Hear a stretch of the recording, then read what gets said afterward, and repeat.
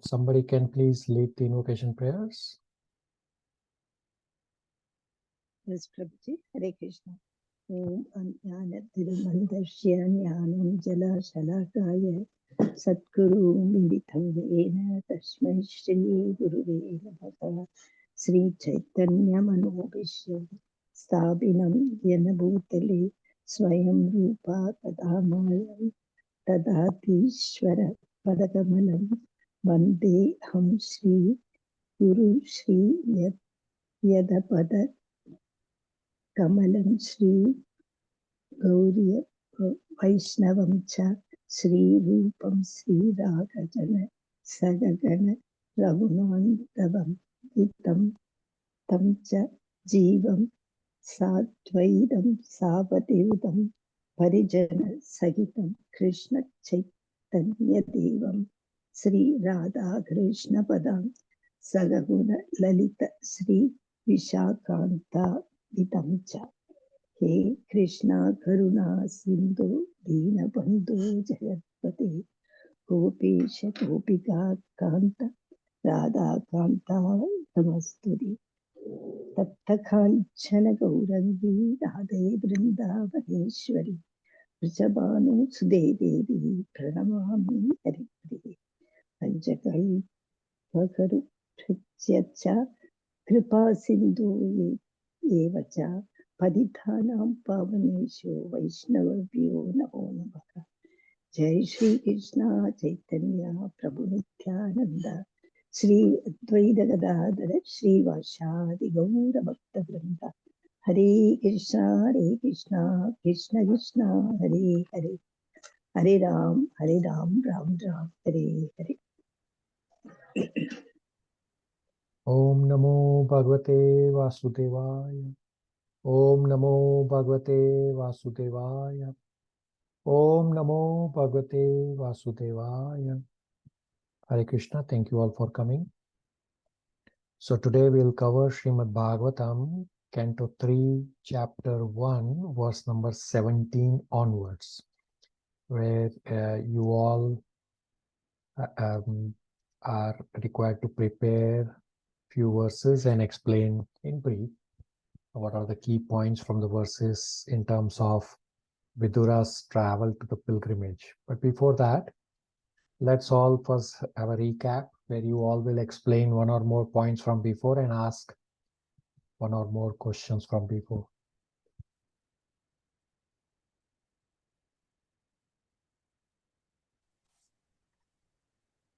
Hare Krishna Prabhu, that the homework what we did for the internal energy and the external energy. So hold on to the homework. So which homework are you referring to? The internal energy and external energy. Okay. Oh yeah, that you can go ahead. Yeah, go ahead. Can I go ahead, yeah. Prabhu? Yeah, go ahead, Chandan Prabhu. Yes. The Maya acted internally and externally on Vidura's departure after insultation from the palace, Hastinapura. And the internal energy, how is that it protected Vidura. There was no ill feeling and anger. He had all compassion. He was silent and tolerant of the harsh words uttered by Duryodhana. That is the internal energy gain. What are the external energy? What I could visualize, Vidura considered his external energy to be supreme, desired to gain high order of life, that means a pious life.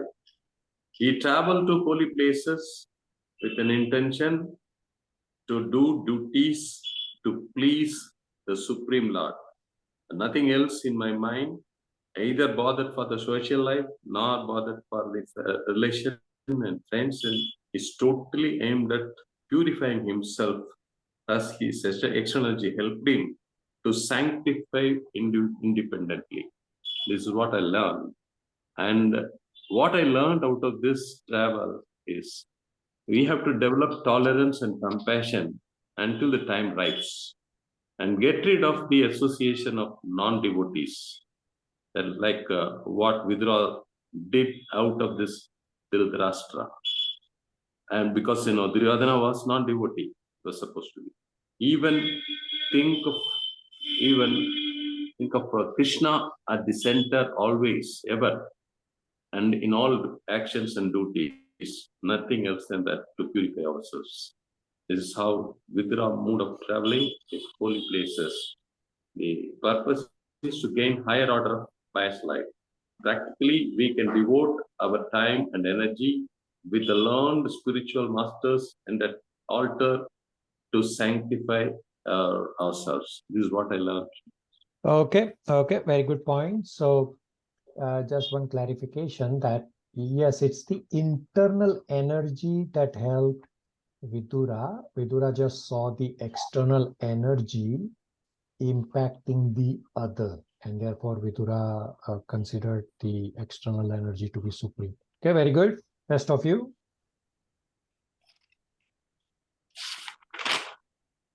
Gata Vyata, renounced temperament is the key point in Vidura's exposure. That's what I realized, Prabhuji.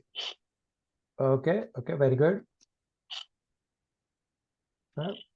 Hare Krishna, Prabhuji. Hare Krishna. So this highlighted again Vidura's actions and to Duryodhana's insult, the compassion, tolerance, and silence being the three main framework when we discussed the very long discussion that we had. It highlighted his actions. He was acting under the influence of the internal energy or yoga maya. And it also highlights that a pure devotee is never perturbed in any situation. He sees the positive or the yoga maya, the internal energy of the Supreme in every situation. He knows the ultimate goal, and so he is not perturbed. And so it was a good coming together of everything that you had discussed. Yeah, okay, very good. Rest of you ask questions also.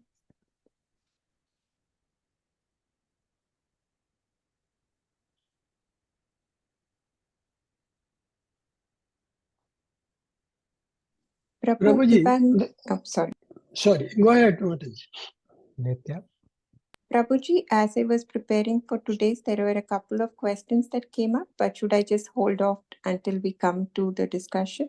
Yeah, when we come to those respective verses, we'll answer your questions. Okay. Uncle?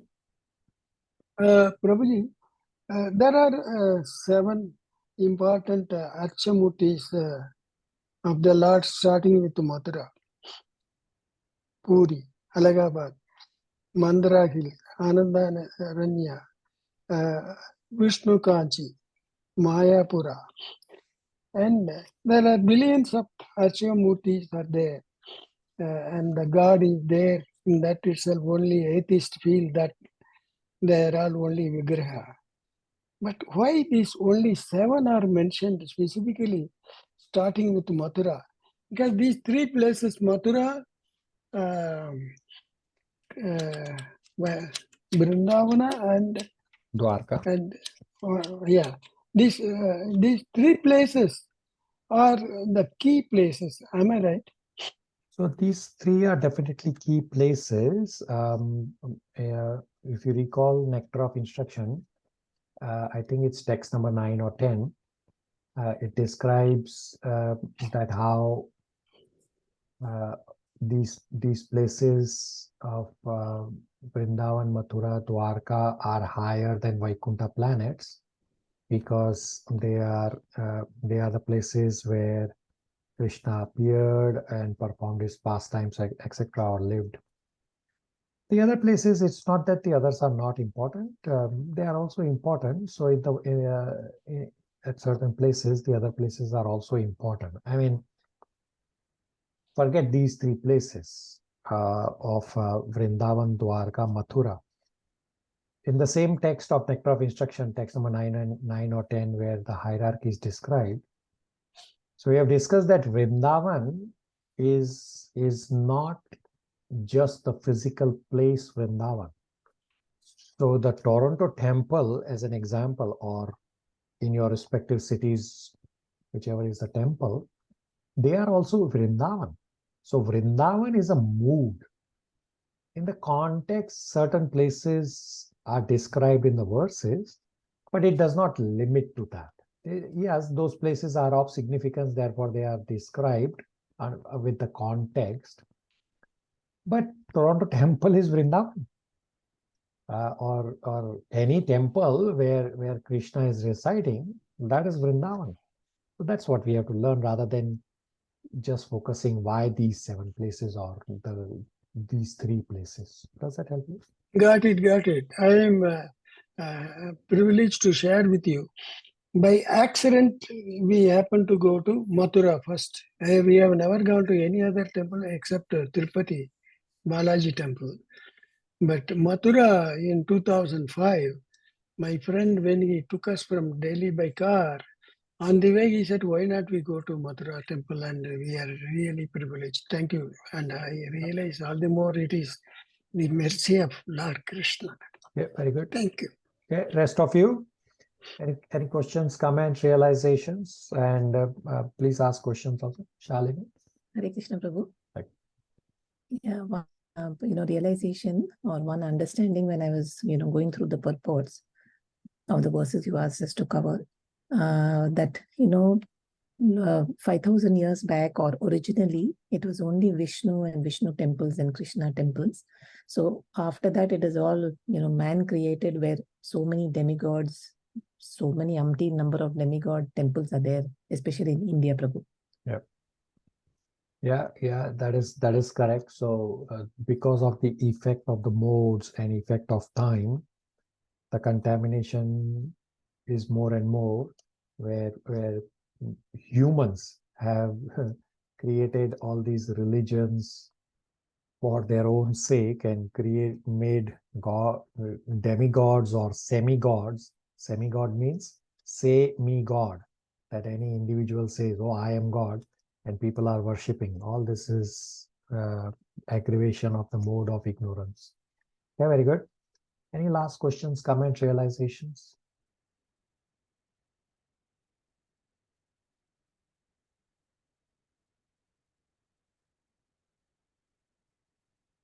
Yeah, Prabhu, when you think of that, the seriousness of going to temple those days was really very, very important. Nowadays, even for going for, what to say, when you go for holiday trip, people make it as a temple visit.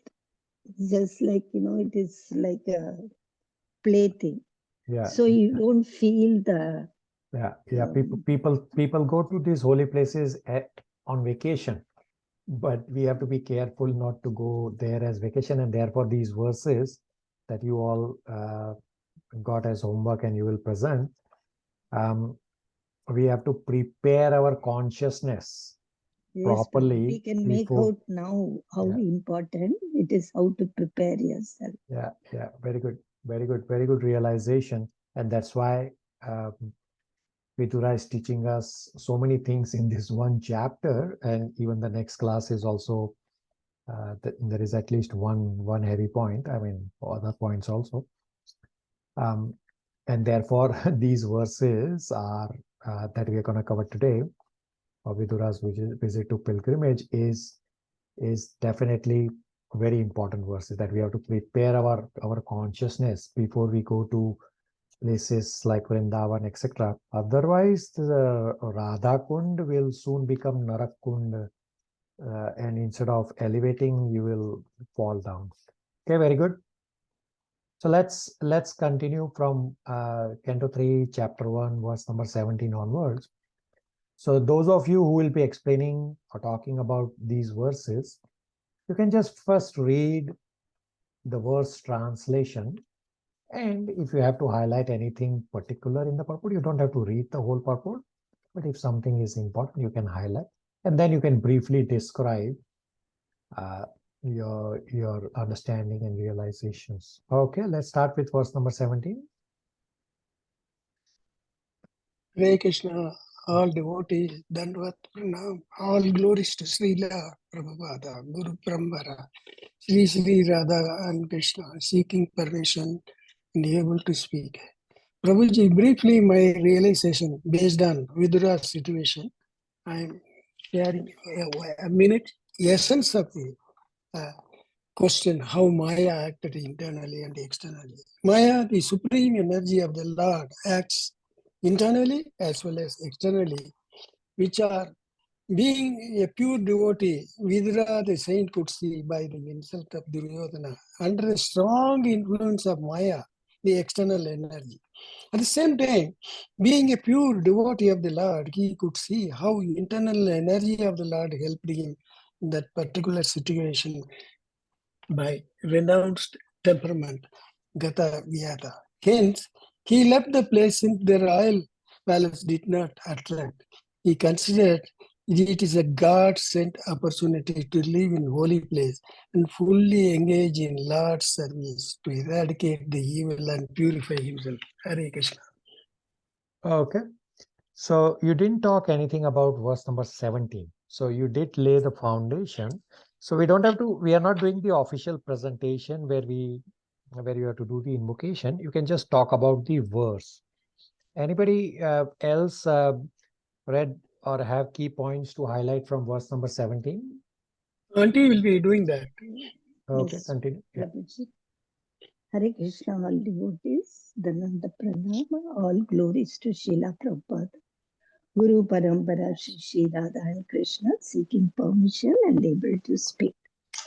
It is the Vidura's visit to the pilgrimage. The personal application is by visiting holy places, we are associating with great souls who are engaged in the service of the Lord, who are able to explain the importance of Archamurti, which we cannot see and hear and understand, and develop God consciousness, so without any social formalities. So that for the common man to eradicate his sins and establish religious principles in this world is the path to reach the Lord. That's what I am able to understand from Vidura's visit. Okay. Yeah. Okay. And in the preaching application, Prabhu, we can share this knowledge of Archaga Murti, which are located all over the world, where God is present in this form. How the holy places are important and what is the mood of the devotees in those places. And how to develop God consciousness to eradicate the sins. Okay. Hare Krishna. Okay. So first I apologize for Uncle. I didn't realize that Auntie was going to cover the second part. Okay. So let me explain verse number 17. So we'll first read. Uncle can read verse number 17 translation. Yes, please.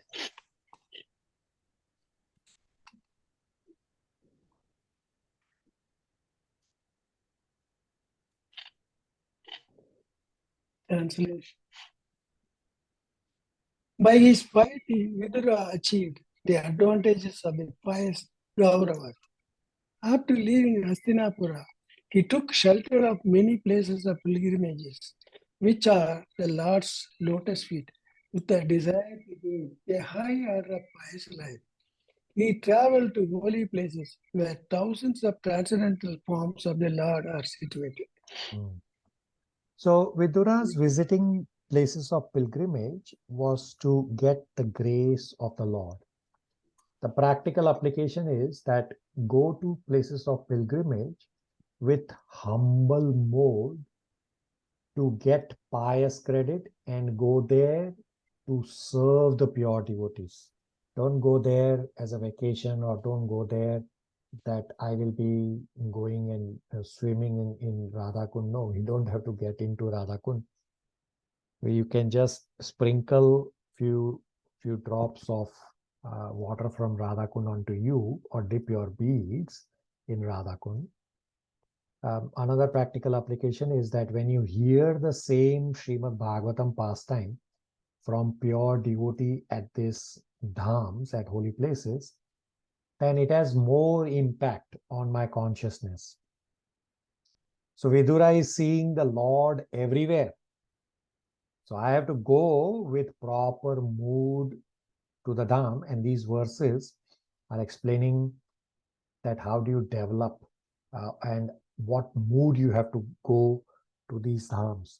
The Archa Vigraha is explained in the last paragraph, that these forms are called Archa Murtis. To the degree we have entered in service, to proportion of our lives are freed from sins, we can perceive the Lord in that proportion. Means, without being freed from sin, we cannot enter into the service of the Lord. If not fully pure, Lord is still kind enough to allow facility to see him in the Archamurti forms. Lord is all powerful, hence we have to accept service to the Archamurti form, because I am not pure. I have no ability to serve Srimati Radharani and Krishna directly. So those who criticize the Archamurti form, why are you worshipping these idols? They call them as idol. No, they are not idols. They are not deity. They are Gopinath himself. So you can ask them a simple question. Are you pure enough to directly serve the Lord? And most likely they will have no answer. Well, okay, then worship the Archamurti forms. Therefore, the Lord is kind that even when I am not pure, the Lord has come in the Archa Vigraha forms, which is visible to me, so that we can do some service. So I will highlight some key points as to what are the facilities offered by holy places of pilgrimage. There are a few points from the purport.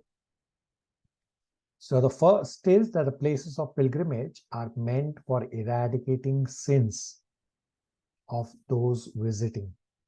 Places of pilgrimage give facility for attaining pure existence and God realization.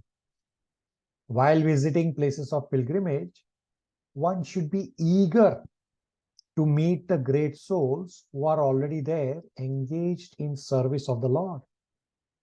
At each place of pilgrimage, Lord is present in his Archa Vigraha form and can be easily appreciated by common people like me. Even though we are not free from sin, the Lord is kind enough to allow us the facility of seeing him in the Archamurti form. Archamurti is not just an idol, rather Lord himself is present in the Archamurti form, and to the proportion one is freed from the sin, he is able to see the significance of the Archamurti form. The purpose of pilgrimage is to remember the Lord constantly. Therefore, the Lord is known as Tirtha Kirti. The purpose of going to pilgrimage is to get the chance to glorify the Lord. At holy places like Mathura, Vrindavan, Dwarka, etc., people are awake from early morning, from before 4 a.m. till late night. What are they doing? Engaged in chanting the holy glories of the Lord. The beauty of such pilgrimage places is that one automatically remembers the holy glories of the Lord. So I will explain practical points that I have shared with few devotees from across batches when they have traveled to Vrindavan. There are few devotees who have traveled recently, and I think Shalini number 2 from batch number 4, I think she visited Vrindavan just a couple days back again. So I have told them this, what we read and understood from this verse number 17, and we discussed. I have told them that when you are traveling, and many from this batch also I have explained to you about the traveling. You might have not gone to Vrindavan, at least I don't know. You might have gone, but I don't know.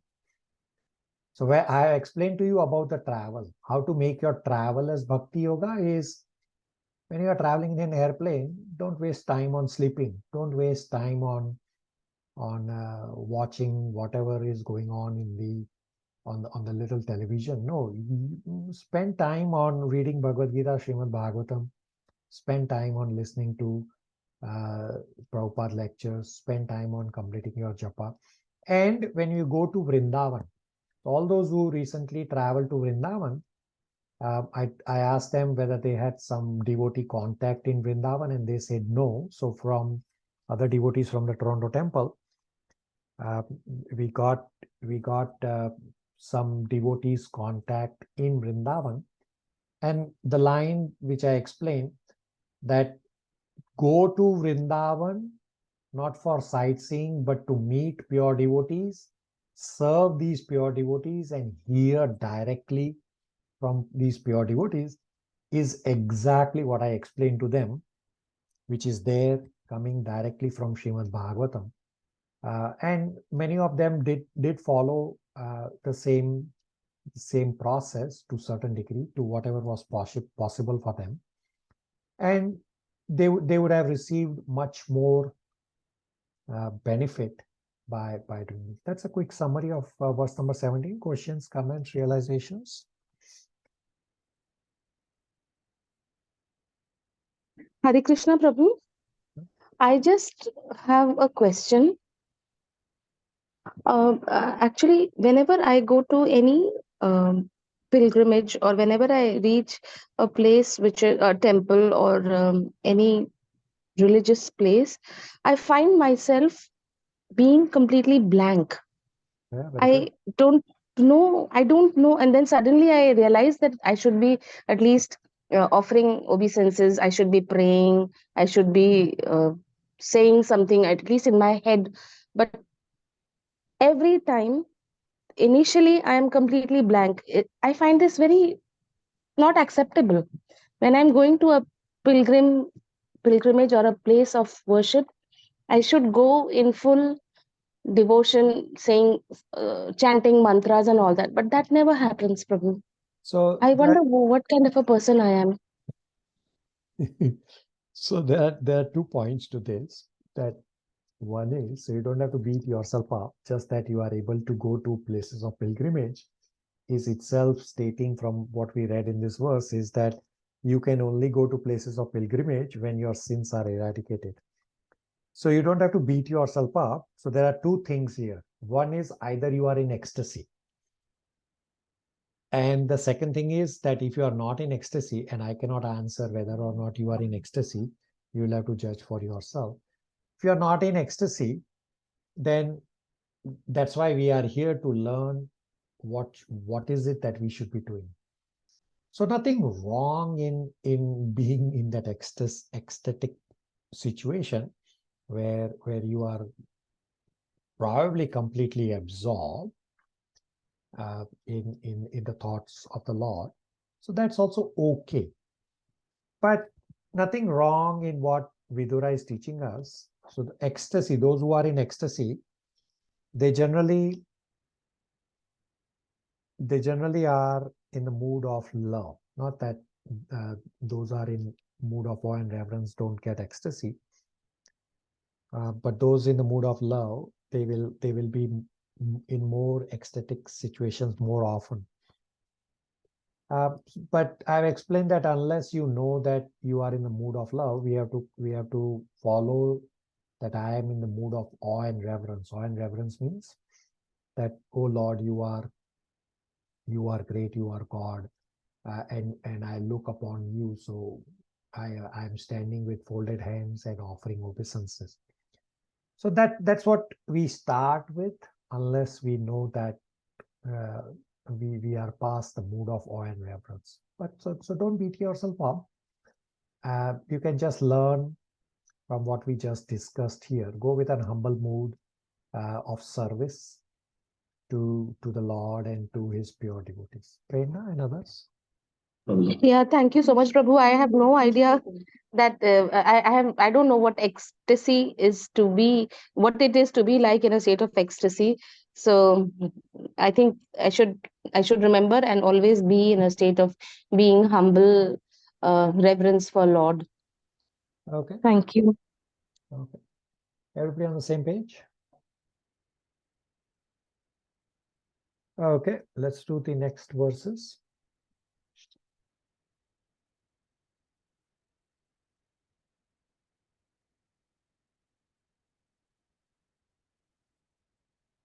Chandran Prabhu, Shida Prabhu, Kalyani are going to do 18 and 19.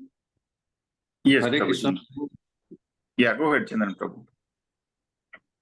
Can I go ahead? See, Prabhuji, with all submission, I have shared with Mr. Sridhar Prabhuji and Kalyani Madam, and our Prabhuji Sridhar has sent the gist of the 3.1, 18 and 19. Can I read that one, Prabhuji, if you wish Yeah. it? Yeah. Please. Vidura, after being insulted by Duryodhana, started traveling to the places of pilgrimage. The art form of the Lord have unlimited potency, the same as that of the Lord himself. There is no difference between the potencies of the Archa and those of the personal forms of the Lord. The example of the post box and post office may be applied here. The little post boxes distributed all over the city have the same potency as the postal system in general.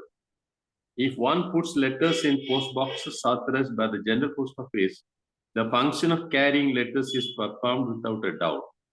Similarly, the Archamurti can also deliver the same unlimited potency of the Lord as when he is personally present.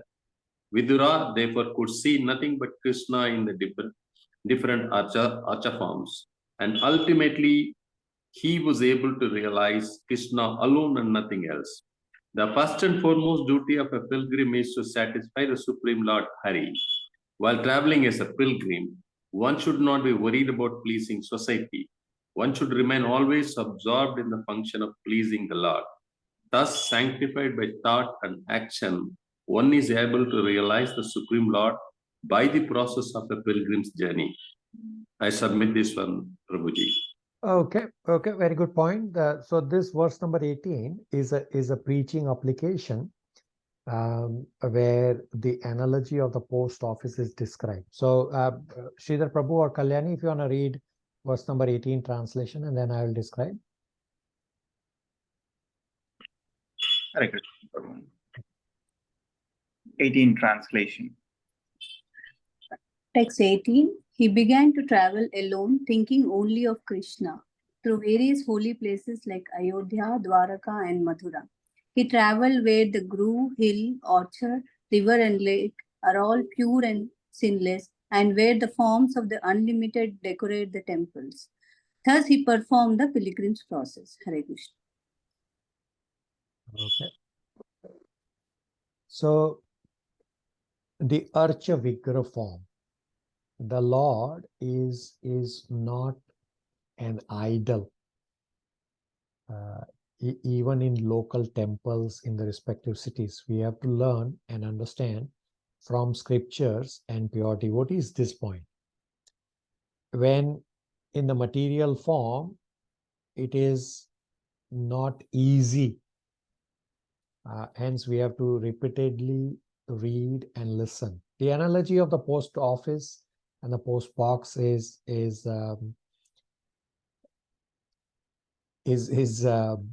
very strong analogy, and it is a very strong analogy to be used in preaching application.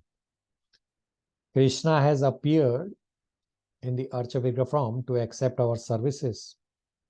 So if not authorized by post office, it will not work. So you cannot put a letter in any box lying here and there in the city. Hence, the point being referred to here is when there is not appropriate Vishnu Murtis, then your worship will not reach Vishnu. Therefore, the post office analogy is very strong that not all worship will go to the Supreme Personality of Godhead, and this is a very strong preaching application.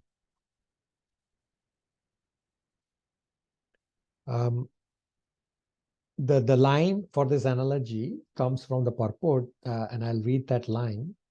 If one puts letters in post boxes authorized by the General Post Office, the function of carrying letters is performed without a doubt. Similarly, the Archamurti can also deliver the same unlimited potency of the Lord as when he is personally present.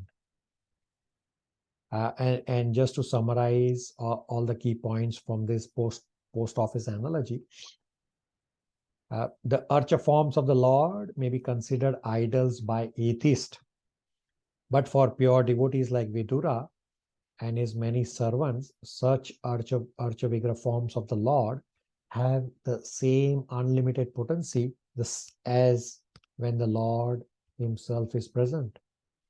Vidura could therefore see nothing but Krishna in the different Archamurti forms. And ultimately, Vidura was able to realize Krishna alone and nothing else. There is no difference between potencies of Archa Vigraha forms and those of the personal forms of the Lord. And therefore, the analogy of the post box and the post office is very relevant here. Little post boxes distributed all over the city have the same potency as the postal system in general. If one puts letters in such authorized post boxes, which are authorized by the General Post Office, the function of carrying the letters is performed without a doubt. Similarly, the Archa Vigraha forms can also deliver the same unlimited potency of the Lord, just as when he is personally present. Krishna has appeared in the Archa Vigraha form to accept our service, just as authorized post boxes do the delivery of the letters, but unauthorized post boxes, they do not work. Similarly, any unauthorized Vishnu Murtis, then our worship will not reach to the Supreme Personality of Godhead. And therefore, this post-box analogy is a very strong preaching application. Any questions, comments, realizations on verse number 18? Hare Krishna Prabhuji, I have one realization. Yeah.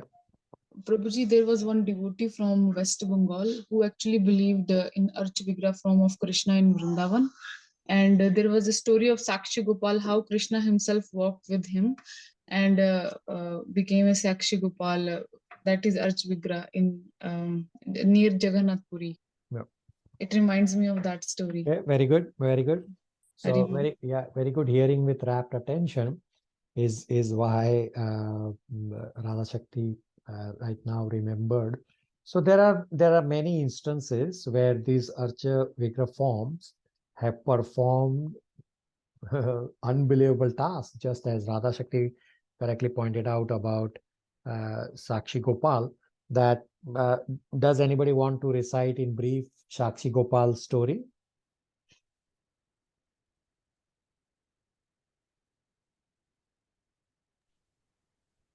Hare Krishna Prabhu, can I Prabhu? Yeah, go ahead, Prabhu. Okay, so there was a Brahmana and there was another person as well in a village, and both of them went to the pilgrimage to Vrindavan to have the darshan of Sakshi Gopal. So at that time, the elderly Brahmana promises in front of Gopal, stating that he will hand over his daughter to this particular devotee. And then they come back and then to the village, and then this elderly person doesn't keep his word. So the devotee says that you're not keeping your word. So then the elderly person said, what is the proof that I have given you the word that I will hand over my daughter? Then this devotee prays to the Supreme Lord and then goes to Vrindavan, to Gopal, and then says that you are the only hope for me, saying that this particular person is saying that there is no proof or any that he has said this word.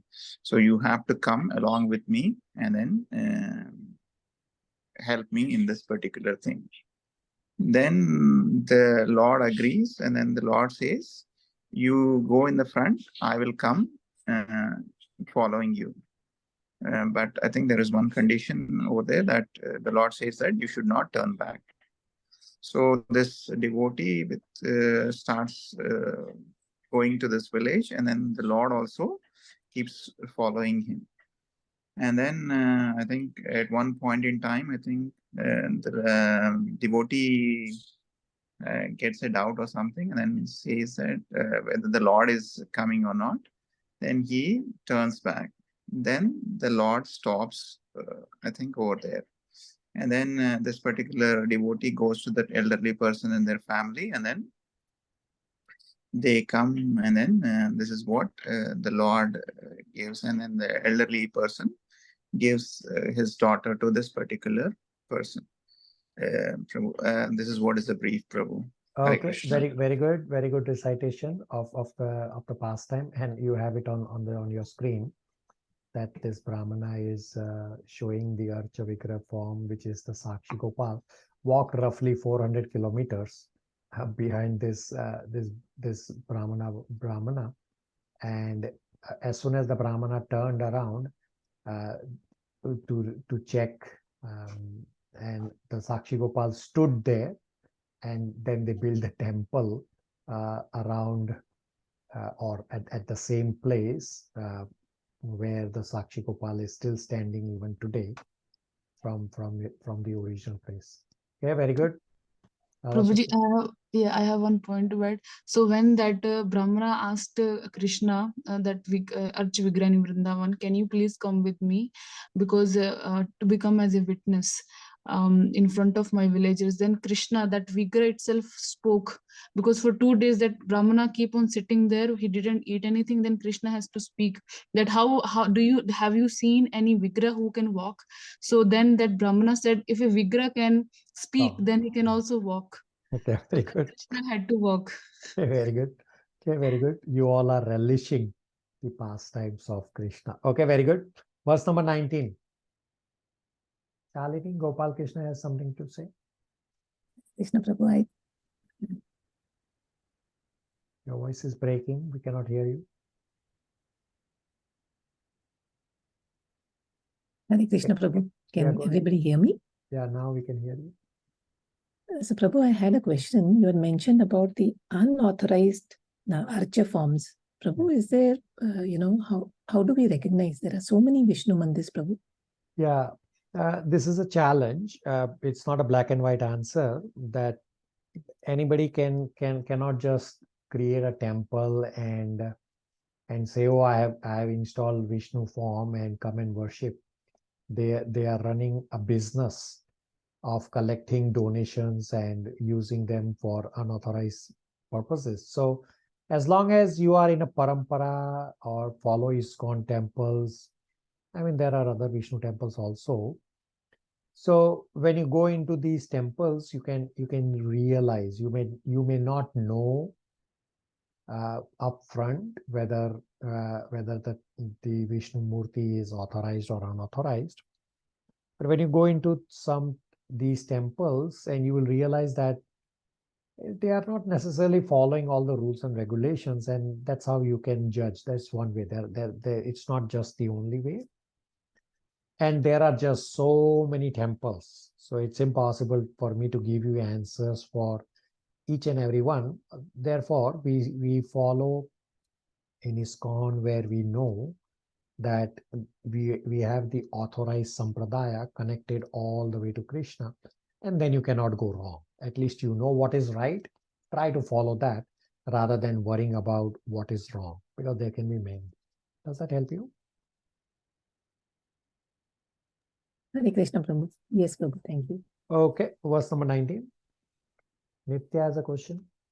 Yes, Prabhu, I was just going to ask about how the temples are constructed. I think that, as you said, there is definitely the time immemorial standing temples where God has presented as the Archavigraha. And also for the numerous other temples, I was going to ask, and you answered that. But even for the many Vishnu temples, there is a sampradaya they follow, right? Many of them follow that when they are creating the Archavigrahas in the temple? Yeah, this sampradaya is a key point to understand that those who are not authorized sampradaya, they will also say the same thing as those in ISKCON, which is official sampradaya. So in ISKCON, the sampradaya will, all the pure devotees will say, I am following my guru. The guru will say, I am following my guru. And the connection from guru to guru to guru to guru goes all the way back to Krishna. This is official sampradaya, and if you open Bhagavad Gita, end of introduction, the list of 32 individuals or pure devotees, starting from Krishna all the way to Srila Prabhupada. So this is an official sampradaya. The others who are not official sampradaya, they will say the same thing. Oh, I am following my guru. The guru will say, I am following my guru. And they will go few generations of gurus, and then the connection is broken. It is not connected all the way to Krishna. That's how you understand that that is not an official sampradaya. Guru to guru to guru is not the official sampradaya. But guru to guru to guru to guru all the way to Krishna is the official sampradaya. Nitya? Yes, Prabhu. Thank you, Prabhu. Thank you. All right. Okay. No, verse number 19. Sridhar Prabhu, Kalyani, Charan Prabhu. Hare Krishna, Prabhu. Text number 19, translation. While so traversing the earth, he simply performed duties to please the Supreme Lord Hari. His occupation was pure and independent. He was constantly sanctified by taking his bath in holy places. Although he was in the dress of a mendicant and had no hairdressing nor a bed on which to lie. Thus, he was always unseen by his various relatives. Hare Krishna. Very good. Do you have any points to add?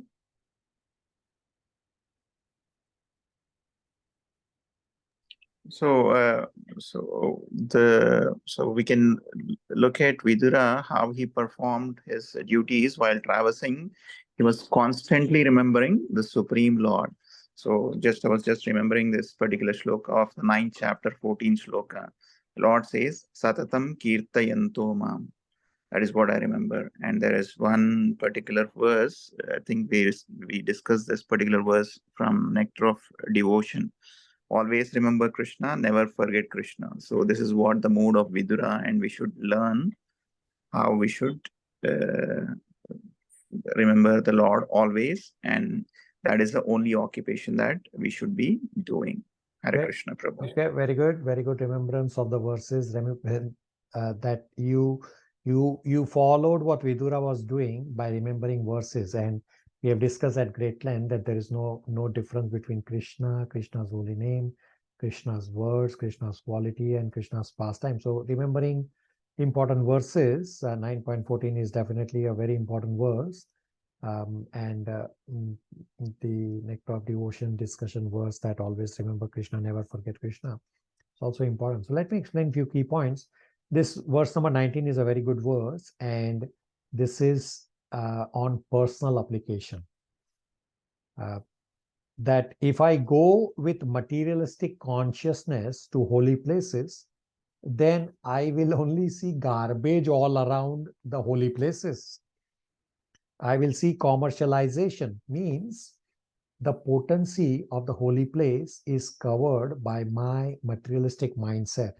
Therefore, from scriptures, I have to understand the importance of the holy places is to get piety. Do not go to holy places for sightseeing. Do not go to holy places for swimming in Radha Kund, but go to holy places to associate with and hear from pure devotees so that I can learn the mood of these Vrajvasis. Otherwise, going to holy place with materialistic mindset will make the Radha Kund to soon become Narak Kund. Plus, we have to go there to serve these Vrajvasis in Vrajvas to get that service attitude that the Vrajvasis have, so that we can also please the Supreme Personality of Godhead, just as the Vrajvasis are pleasing the Supreme Personality of Godhead. So all these Vrajvasis who are there in Vrajvas, they are actually from spiritual world, and they are left here on earth for our benefit, for teaching us how to be always absorbed in service of Krishna. So therefore, this is a very good verse. And we read in the translation itself and explained further in the purport that Vidura, he did not dress properly. And Vidura disguised himself and he just kept Krishna in the center all the time. Now, this is a very key point to understand, that we should definitely look out for saintly people, not people, but saintly devotees, pure devotees, and associate with them. We should willfully be agreeing to accept some austerities when we go to these holy places. So Vrindavan, for example, compared to rest of India, is little cooler place. I mean, although for those of us here in Canada may not find as cold as those from India. So yes, you have to have little bit staying in a heated environment, otherwise you will get sick and then doesn't serve the purpose of going. But you still need to do some austerity. So I'll explain an example that my Siksha Guru, when I'm continuing to study the Srimad Bhagavatam, he explained from his experience, and I'm just going to repeat. So one thing we have to realize is that austerity does not mean you have to do something extreme. It's not that when Vrindavan is a cold place that you will go and go there without a jacket, or you will not live in a heated environment. No, that's extreme. We don't have to go to the extreme like a sannyasi. We have discussed this in Canto 2, that sannyasi can live without a soft bed. He can lie down on stones and live in caves. But we are all grahasthas. We don't have to follow the sannyasi lifestyle. We have to accept austerities according to us, so that it's not extreme on either side. And I'll explain an example that my Siksha Guru explained, that one rich devotee, very rich devotee from London, England, was visiting Mayapur. And the devotees from Mayapur asked this rich devotee that your Guru Maharaj is also going to be at Mayapur when you are coming. Can you bring some items that I'm telling you that Guru Maharaj will need? Then this rich devotee said, no, I don't have enough luggage capacity. I'm not bringing. Arey Baba, then why are you going to holy places? So if he would have carried the items for Guru Maharaj, then he would have met his Guru Maharaj, served his Guru Maharaj, and what was he going to talk about with Guru Maharaj? Nothing but Krishna Katha. So if you don't have this mood that you are going to holy places for getting piety, getting association of pure devotees, serving pure devotees, then why are you going there? So this is what we have to learn. So sometimes these even devotees, forget materialistic people, even devotees go to holy places with such materialistic mindset that that particular person in the example is such a rich person, but still does not bring the items, and specifically for Guru Maharaj, his own Guru Maharaj.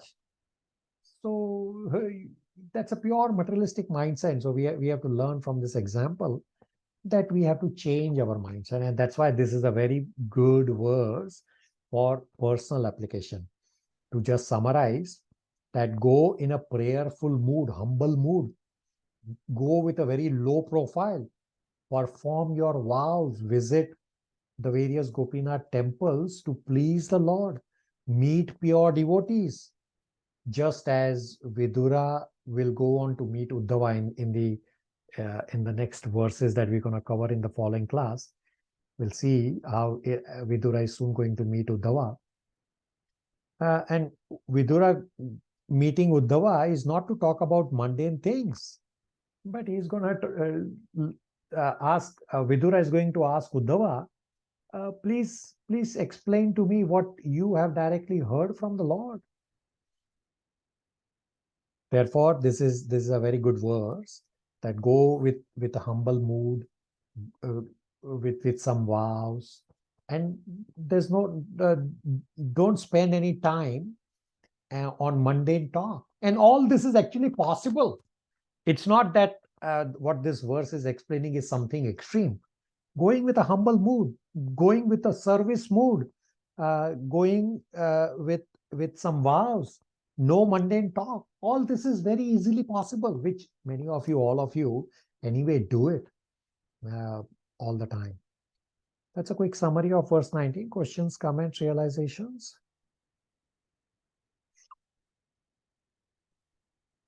Okay, verse number 20. Prabhuji, Yeah. sorry, I'm little. See, Vidura was in a mendicant attire. And one thing he wanted, that he should not be seen by any of his relatives due to the internal energy of detachment. That he proved himself to be Aditya. Correct? Yeah, you are correct. So Vidura is a very famous person. So he does not want to be seen by others. Therefore, he is dressed like a mendicant. So this is the point I was saying, that just when you go, you don't have to follow exactly like Vidura in terms of the austerity that Vidura is doing, because Vidura is a pure devotee. You have to still follow according to your grahastha ashram capacity. So if you go in the dress like a mendicant in Vrindavan, you will fall sick. So you have to go with proper attire, which is a warm attire, because austerity should not be extreme. Thank you. Okay, very good. Verse number 20. Hare Krishna, dear devotees, seeking permission from you all, Srila Prabhupada, all gurus and disciplic succession, and Sri Radha and Krishna, we would like to summarize Canto 3, Chapter 1, Text 20. Om Namo Bhagavate Vasudevaya. Om Namo Bhagavate Vasudevaya. Om Namo Bhagavate Vasudevaya. Text 20 translation. Thus, when he was in the land of Bharatvarsha, traveling to all the places of pilgrimage, he visited Prabhasha Shestra. At that time, Maharaja Yudhishthira was the emperor and held the world under one military strength and one flag. Now, presentation. Vidura, after being insulted by Duryodhana, leaves Hastinapur and goes on a pilgrimage to achieve greater piety and devote himself entirely to the transcendental loving service of the Lord. 5,000 years ago, when Vidura traveled around the earth as a pilgrim by the grace of Lord Krishna, the whole world was one Bharatvarsha, ruled by Emperor Yudhishthira. The world wasn't so divided with so many nations and leaders as it is today. Shalini will continue. For us as devotees of the Lord, it doesn't matter where we live, not to get attached to my country, India, Canada, etc. One should try to purify oneself by practicing devotional service to the Lord. To begin with, improve the quality of chanting, read scriptures, associate with devotees, and do all the things that will help us advance in the path of spirituality. Sorry. We have to understand that the whole world is one and Krishna consciousness is universal, to preach to everyone, irrespective of their religion and country. Vidura was so humble that he considered himself not pure. As preachers, we must be humble and only act as instruments of Krishna in his mission to help the fallen souls revive the lost connection with Krishna and return back to Godhead. Hare Krishna. Okay, so very good summary. I don't have anything to add except for this one point.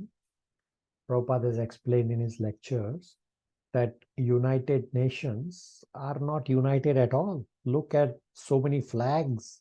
Where's the unity? They don't even have one flag. And Prabhupada explains that for the whole world to unite, we should seek the favor of Lord Krishna and make the entire world Krishna consciousness. Then we can unite. Okay, next verse 21. So you don't have to do the invocation prayers. You can just discuss the verses. It's not necessarily the official presentation that we are doing. So the rest of you can just discuss the verse, read the translation and discuss the key point. 21.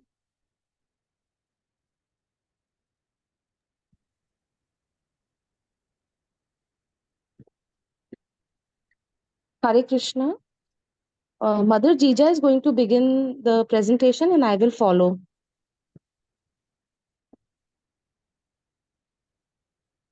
Yes, Prabhuji. Srimad Bhagavatam 3.1.21. Srimad Bhagavatam is a spotless Purana. Bhagavatam is Sri Krishna himself.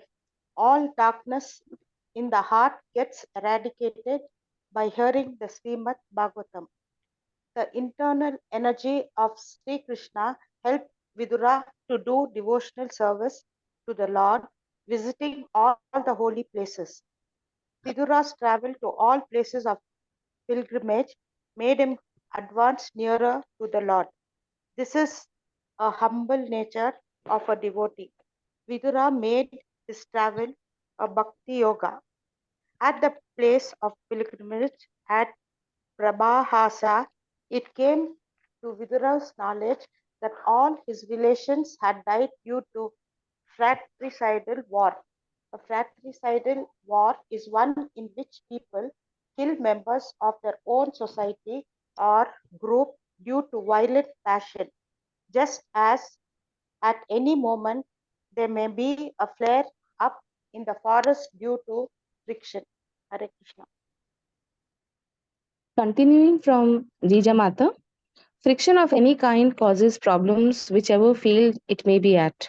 Therefore, like the forest fire caused by friction among the bamboos, misunderstandings, unhealthy competition, and rivalry caused the relatives of King Vidura to engage in petty fights and wars, leading to every single one of them being vanquished. They missed applying peaceful alternatives to friction and thus completely eliminated their lineage. A complete waste of human life and intelligence. Learning of the same, King Vidura realized he could not do anything to repair the situation and wisely continued his pilgrimage westwards in the direction of River Saraswati's flow. Hare Krishna, everyone. Thank you so much. Okay, very good summary. So there's an analogy explained in this verse. So I'll read the line which explains the analogy, and I will then explain the key points being explained by this energy. So in the purport it says, at the place of pilgrimage at Prabhasa, it came to his knowledge that all his relatives had died due to the violent passion, just as an entire forest burns due to fire produced by the friction of bamboos. So this is not in the purport, this actually is in the translation. The key points are that Kauravas and Yadavas were relatives of Vidura, and Vidura heard of their extinction due to fratricidal war. Comparison of friction of forest bamboo to that of passionate human societies is appropriate here.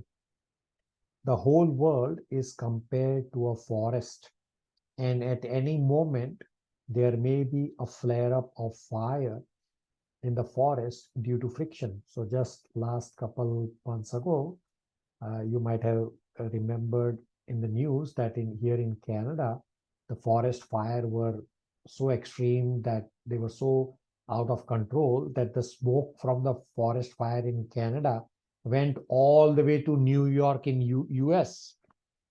And the city of New York was blinded by the smoke coming from the forest fire in Canada. That is quite a distance for the smoke to travel.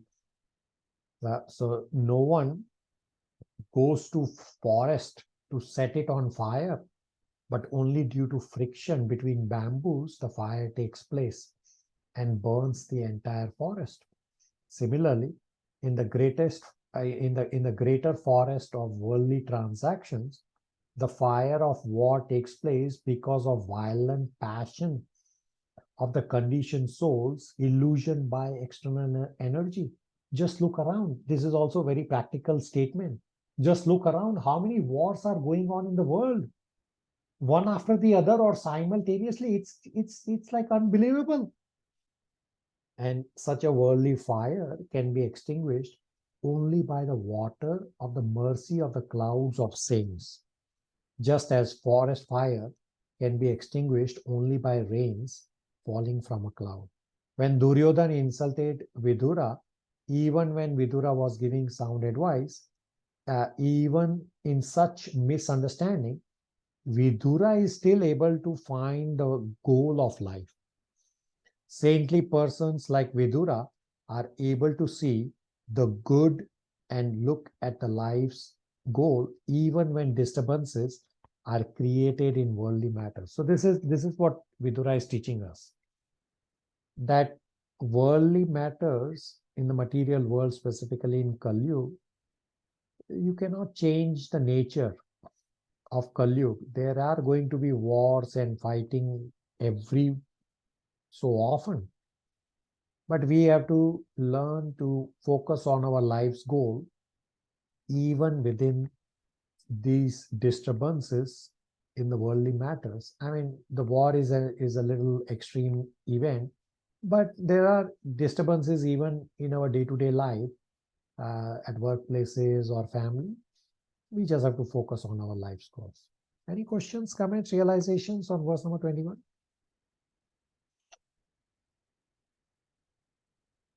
Okay, let's do it. Let's finish quickly. 22, 23. Hare Krishna Prabhuji and all devotees. Verse number 22.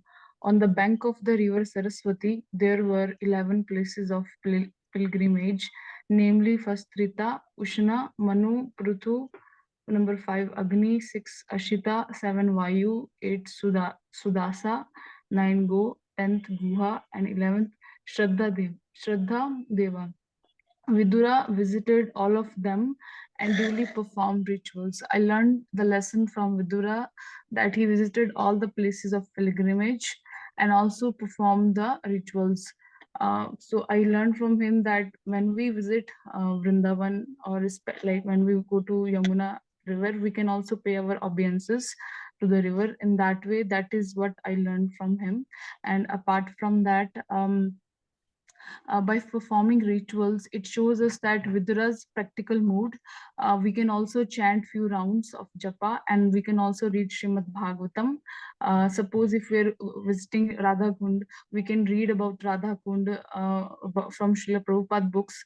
And if we visit any places in the Vrindavan, we can read Srila Prabhupada books. That's how we can perform rituals just like Vidura. Okay, very good points. Yeah, and just to add about Radha Kund, Radha Shakti correctly explained that read and do japa while you are at Radhakund. And further, you can serve Radhakund. How can you serve Radhakund? Is you can serve the Vrajvasis who are there taking care of Radhakund and around areas, and you can hear directly from them the pastimes of Shri Radha and Krishna. Okay, very good. Next verse. Hare Krishna. Verse 23. There were also many other temples of various forms of the Supreme Personality of Godhead Vishnu, established by great sages and demigods. These temples were marked with the chief emblems of the Lord, and they reminded one always of the original personality of Godhead, Lord Krishna. In this verse, the Varnashram Dharma is clearly explained. The four social orders of the human society are based on the four spiritual divisions and not by birth as currently seen in India. The Varnas are Brahmana, Kshatriya, Vaishya, and Shudra, and this directly correlates with Srimad Bhagavad Gita 18.43, where it is mentioned as Brahmanas are those who offer spiritual knowledge and do service directly to the Lord. Kshatriyas are administrators and protectors. Vaishyas do farming and cattle raising for the service of the Lord, and Shudras are the labor class. Lord Chaitanya Mahaprabhu has said that everyone in the Kali Yuga is a Shudra, and it is our responsibility to raise our spiritual inquisity and service to reach all the way up to the Brahmana stage. There is also a mention of two words, Dvijadeva and Deva. Dvijadeva are the best amongst the twice-born, the sages who have devoted themselves to spiritual upliftment, and Devas are the denizens of the superior planet. And the take-home message which I got from this is that both Vijayadevas and Devas established temples of Lord Vishnu. The rest will be covered by Nitya Mataji. Hare Krishna. Thank you. Hare Krishna Prabhu and everyone. In the temples, the Lord expands in various forms: Govinda, Madhusudana, Narasimha, Madhava, Kesava, Narayana, and all these forms are potent and they are non-different from one another. Lord Vishnu carries in his four arms the conch shell, the wheel, the club, and the lotus flower. Of these four emblems, the chakra or the wheel is the chief. Lord Krishna, being the original Vishnu, has only one emblem, the wheel, and he is sometimes called the Chakri. The Lord's chakra is the source of his power, how he controls all of these cosmic manifestations. So the temples are built with a tradition. They are built on high land, and the symbol of the chakra is on the top of the temple. And the idea from time immemorial is that people are able to see the temples and the symbol from a very long distance away and are reminded of Lord Krishna. The pious sages and the devas from time immemorial created only temples of Lord Vishnu and not of other demigods or other people, with the goal that seeing the temples and the symbol and the emblem of the Lord elevates the consciousness of the common man. Thank you. Okay, very good summary points. So just a couple of key points that many worship demigods. So the question to ask is, what are you worshipping for? Meaning, you are worshipping for material desires. And the postbox analogy can also be explained, those who are worshipping demigods, that it's not authorized worship. And in Bhagavad Gita 9.23, Krishna says, demigod worship is avidhi purvakam, meaning done in a wrong way. And Krishna clearly explains in 9.23 Bhagavad Gita, there is no need for you to worship demigods. And then in Bhagavad Gita 7.23, Krishna explained that demigod worship provides you fruits that are insignificant and temporary. And there's no need. Go directly to Krishna. And the other point is about the Vishnu temples. are built in a way that it reminds us of Krishna from far distance. This word, the significance of the Lord's chakra is also explained. That Lord Vishnu has 4 hands, and each hand holds the items of conch shell, wheel, club, and lotus flower. These 4 emblems, from these 4 emblems, the chakra or the wheel is the chief. Lord Krishna, being the original Vishnu form, has only one emblem, the wheel, and therefore Krishna is sometimes called as Chakri, meaning the holder of chakra. The Lord's chakra is the symbol of power by which the Lord controls the whole manifestation. The tops of Vishnu temples are marked with symbols of wheel so that people may have a chance to see the symbol from a very long distance and at once remember Lord Krishna. So the purpose of building very high temples is to give people a chance to see them from a distant place. I mean, here in Toronto, I can also explain that there are a few temples built like this. For example, the Vishnu temple on Yongan Highway 7 has a very high dome.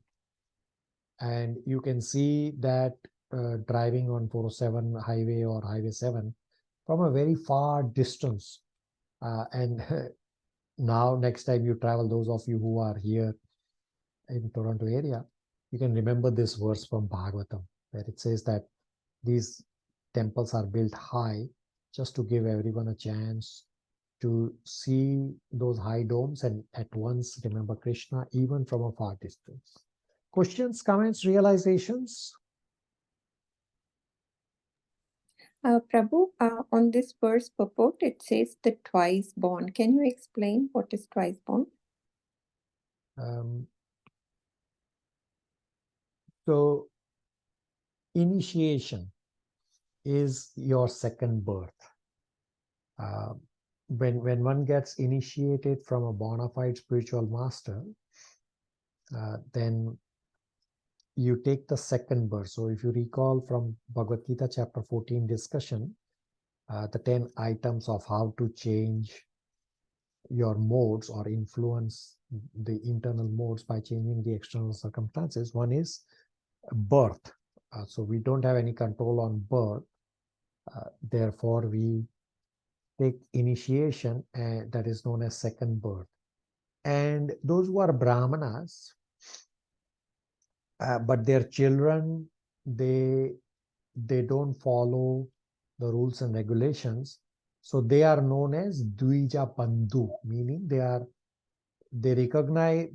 recognize that, okay, you are son of a Brahmana, but you are not following the standards and the rules and regulations of the Brahmana. Therefore, you are a relative of a Brahmana. That's a Dvija Bandhu. So those are the 2 points that you understand, that one is initiated and then a relative of initiated known as Dvija Bandhu. Nitya? Thank you, Prabhu. Okay. Subro Prabhu, verse 24.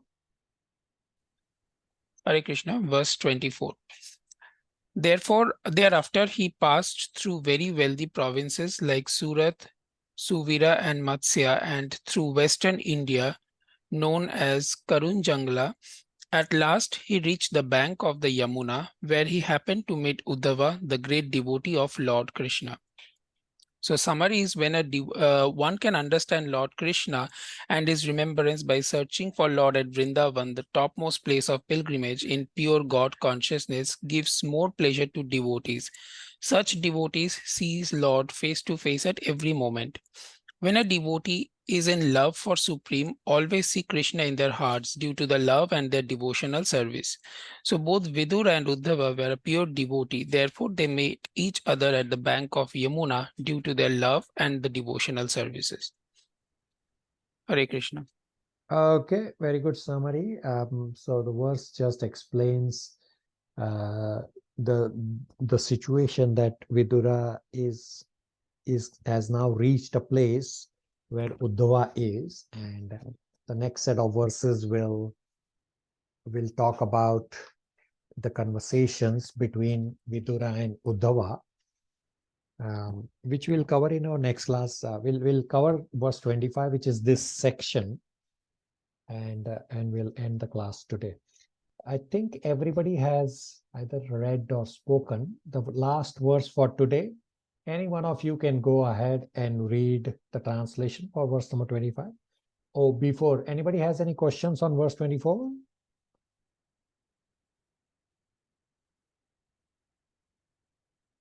Okay, anyone can read verse number 25 translation?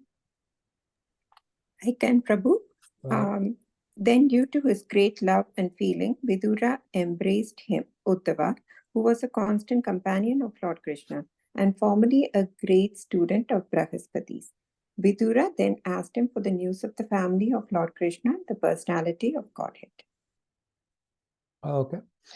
So, Uddhava is a constant companion of Krishna, that wherever Krishna visits, Uddhava is also there. A question can be asked that why Vidura is asking the well-being of everyone, which we'll cover in our next class, that Vidura is going to ask well-being of everyone, starting from Lord Krishna and Balram, and then all the devotees. I mean, why is he asking? They are all devotees of the Lord. The devotees are always protected by the Lord. So we still have to ask, and etiquette is being taught here, that we should always ask for the well-being of the devotees, even though they are protected. But yes, this is a normal etiquette that is being taught by Vidura, that ask, just inquire about the devotees of the Lord. Questions, comments, realizations?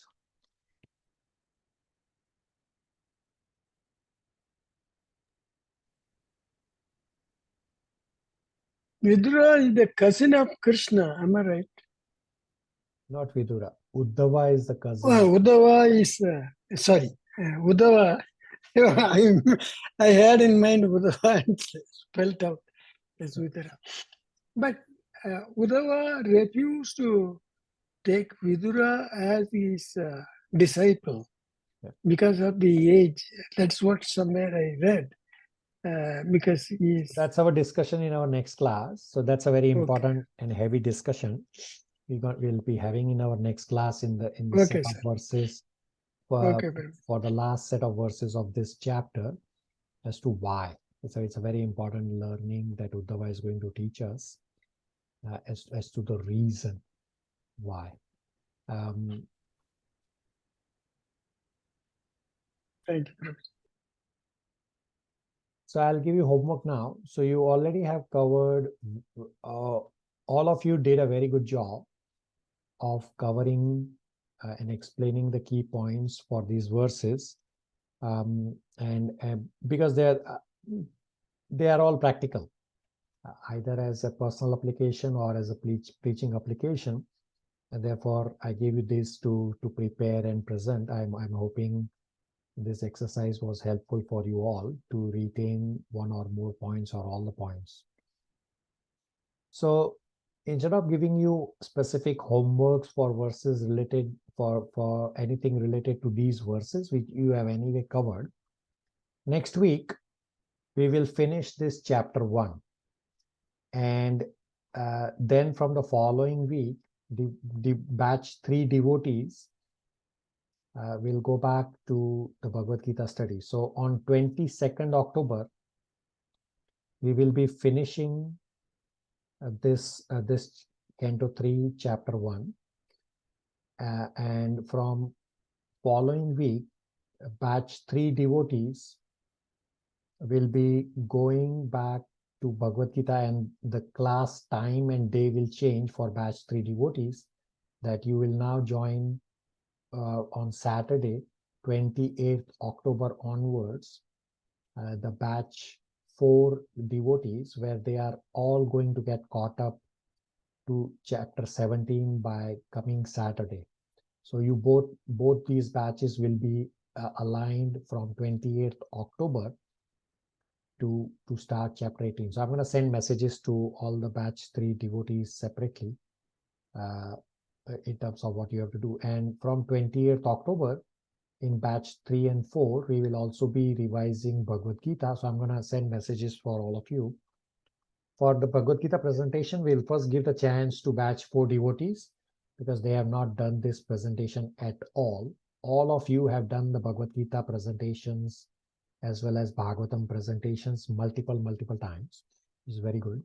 And you still have an additional opportunity coming up to revise Bhagavad Gita again and again. Therefore, the homework is, because few of the devotees will be going away to their Bhagavad Gita study, meaning the batch 3 devotees, what you can do is you can prepare this Srimad Bhagavatam, Canto 3, Chapter 1, and bring the key points. There are so many practical learning points from this chapter, and you can just present. We will aim to finish at our next class this chapter 1 at a little quicker pace, and then try to leave some time towards the end for all the discussions of the key points from this chapter, as well as any questions that realizations you may have.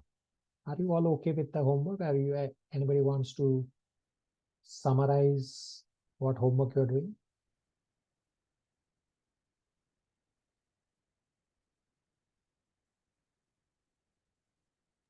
Hare Krishna Prabhu, we need the devotees can read the canto, the chapter that we are discussing, chapter 1, and bring key points for the discussion. It's not a complete summary, just present key points from all the discussions we've had so far. That's my understanding. Yeah, just key points, and you can bring your questions, comments, realizations as well. Yeah, very good. We are almost at the dot 9:30 a.m. here in Toronto time. Any questions, comments, realizations, or are we okay to stop here? Yes, Prabhu. Just one question, Prabhu. Yeah. The clocks are going to change first week of November. So just wanted to check what would be the time for India. Yeah, so I will send a message. We still have time. It's going to change on 5th of November. So yes, we still have time, and I will be sending messages for that also. Thank you, Prabhu. So, Hare Krishna. So the time will stay 8 o'clock here in Toronto time, and the India time will become 6:30 instead of 5:30. By 6:30 p.m. That's what it will become. Okay, Prabhu. But I will anyway send messages. And batch 3 devotees for their Saturday class, I will also be explaining the time change, because it will become very late in India. So I will explain all that time change to the respective batches when I reach there. Probably sometime next week I will explain. Sure, Prabhu. Thank you, Prabhu. Hare Krishna. Hare Krishna, everybody. Hare Krishna, Prabhuji. Hare Krishna. Hare Krishna. Hare Krishna. Hare Krishna. Thank you. Thank you. Hare